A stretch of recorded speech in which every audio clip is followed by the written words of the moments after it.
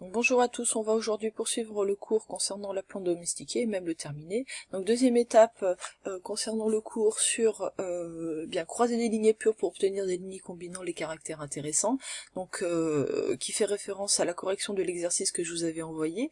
Donc le but c'était d'obtenir donc des hybrides AB qui vont donc cumuler donc les avantages des deux parents. Dans le cadre de l'exercice, c'était obtenir donc des hybrides qui possédaient donc une maturité précoce et une productivité importante. Alors quelques documents, ici ça on l'avait déjà vu concernant cette hybridation, où on va donc conserver donc un parent mâle avec ses fleurs mâles et un parent femelle où on va étêter, c'est-à-dire couper donc les fleurs mâles qui se trouvent au sommet donc des plants pour pouvoir forcer finalement une fécondation dite croisée. Donc on a ici le résultat donc de cette hybridation. On a par exemple un parent 1 de lignée pure au caractère intéressant alpha, un parent 2 de lignée pure au caractère donc bêta intéressant. Le but c'est d'obtenir donc un hybride qui va cumuler les caractères donc intéressants des deux parents, donc c'est l'hybride alpha bêta, et on voit donc qu'il est intermédiaire de son aspect, par son aspect entre les deux parents.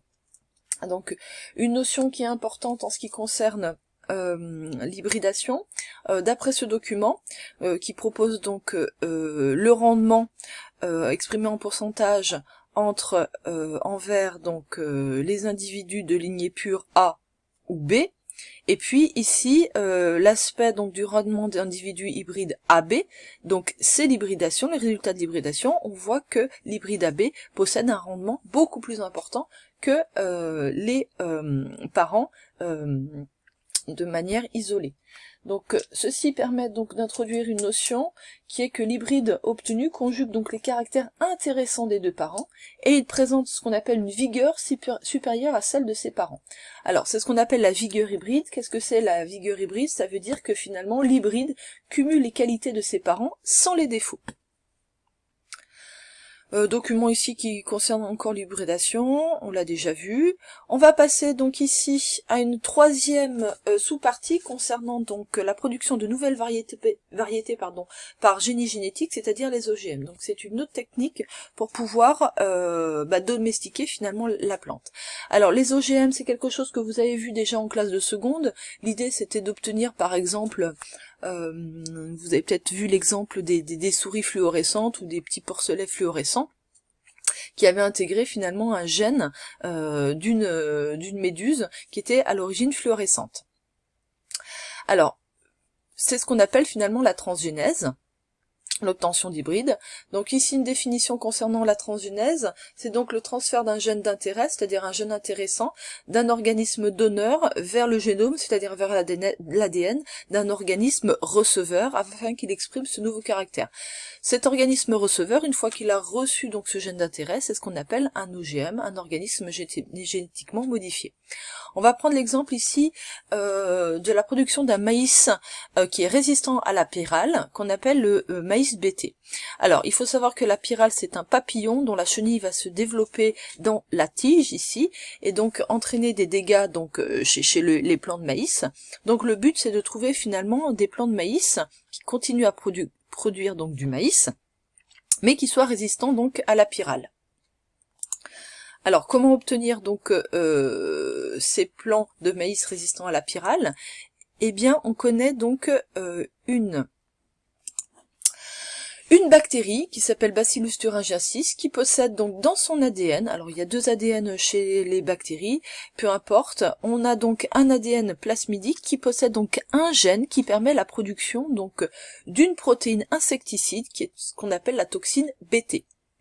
Donc cette bactérie, elle peut finalement empoisonner la pyrale si celle-ci donc ingère donc ces bactéries et donc la toxine BT.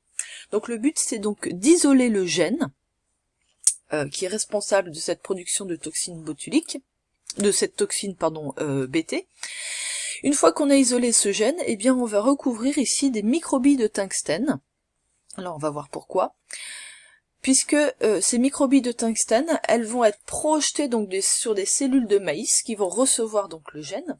Donc naturellement ce gène BT va venir donc s'intégrer dans certaines cellules, dans les cellules finalement du maïs. Alors on voit ici sur le schéma que certaines n'ont pas intégré ce gène, donc on va par différents procédés sélectionner simplement donc les cellules qui ont bien intégré donc ce gène de la toxine BT.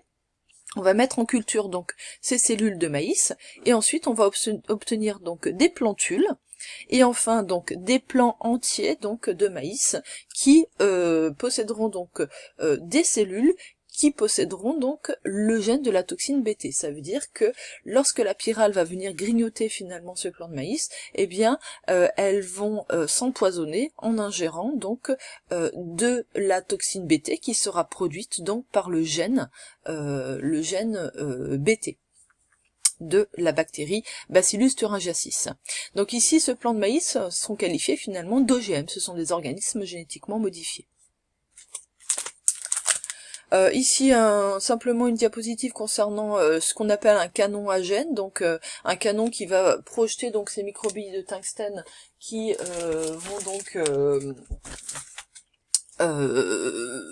vont donc s'intégrer donc dans les cellules de maïs.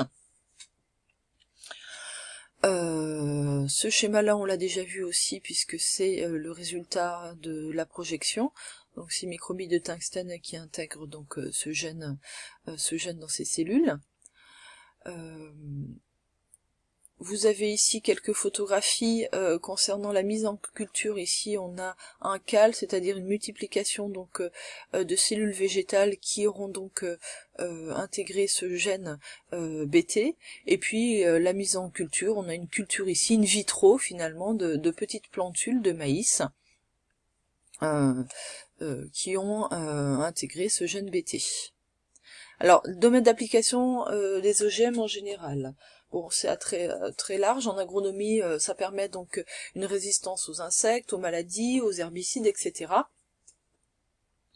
Dans l'alimentation, on peut améliorer donc la qualité nutritive et la maturité des fruits, puisqu'on va sélectionner donc les gènes qui sont directement responsables de la production, par exemple du nombre de grains de maïs par épi, de la maturité des fruits. Dans l'industrie, on va augmenter la teneur en huile du colza pour obtenir des biocarburants, des fleurs de coton déjà colorées, ça peut être intéressant. Dans la santé, on peut utiliser les OGM pour produire donc des molécules ou des protéines d'intérêt, des hormones par exemple, hormones de croissance, insuline, hémoglobine, dans la vaccination. Donc le domaine d'application des OGM est assez large en général. Il faut savoir qu'en France, cette production est très réglementée. Vous ne trouverez pas donc dans le commerce donc des produits consommables qui intègrent donc des OGM. Ce n'est pas le cas de certains pays comme les États-Unis où on peut trouver par exemple des cultures de soja OGM ou de maïs OGM. Alors, du coup, j'intègre les problèmes donc posés par ces OGM destinés à l'alimentation dont je parlais tout à l'heure. Donc, étant donné qu'on obtient donc des organismes qui possèdent des gènes modifiés, on ne connaît pas finalement les conséquences de l'expression de ces gènes qui peuvent s'intégrer finalement dans notre microbiote à nous. Donc par exemple les gènes de production d'antibiotiques, d'un insecticide qui se trouvent dans les cellules végétales destinées à l'alimentation. Quels sont les dangers? L'augmentation par sélection naturelle des insectes qui sont résistants aux insecticides. On va effectivement sélectionner au cours du temps donc des individus, des insectes qui vont devenir résistants finalement à ces OGM. Donc qu'est-ce qui va se passer par la suite? Transfert de ces gènes vers des souches sauvages, quelles conséquences? Effectivement, on peut avoir aussi des hybridations entre des maïs OGM et des maïs sauvages. Donc on a une multiplication involontaire finalement de ces OGM qui vont devenir donc résistants au fur et à mesure du temps donc aux insecticides qui seront utilisés donc par l'homme. Donc à long terme, on ne sait pas finalement les conséquences que peuvent avoir donc l'utilisation de ces OGM. C'est pourquoi ils sont très réglementés donc en France. J'en aurais donc terminé finalement avec ce chapitre. Je vous propose donc le schéma bilan de la page 275 et l'essentiel à retenir de la page 274. Il n'y a pas de difficulté particulière sur ce chapitre.